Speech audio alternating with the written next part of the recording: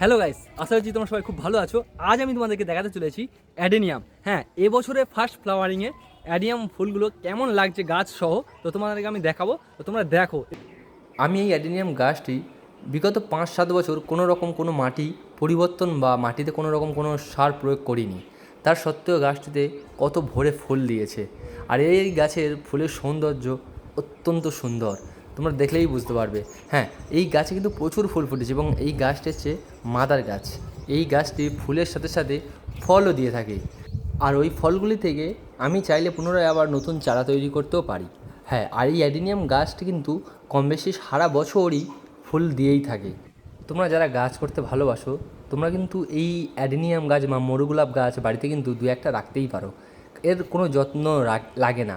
আর এর সাথে সাথে এই অ্যাডেনিয়াম গাছ তোমরা দেখলে বুঝতে পারবে, এই গাছের যে গোড়া, এটা কডেক্স, এই কডেক্সের সৌন্দর্য কিন্তু অপূর্ব।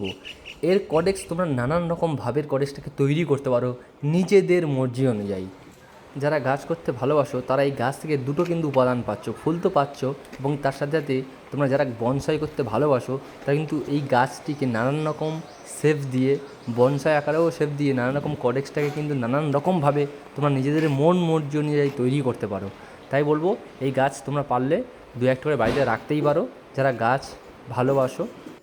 এই যে গাছে দুটি ফল ধরেছে, ফল দুটি পেকেও গেছে, এবং এই ফল থেকে কিন্তু আমি এরকম ছোটো ছোটো চারা তৈরি করে থাকি, এবং ওই ফল থেকে যে সমস্ত চারা তৈরি করব আমি বিলি করে দেবো, লাগলে বলো।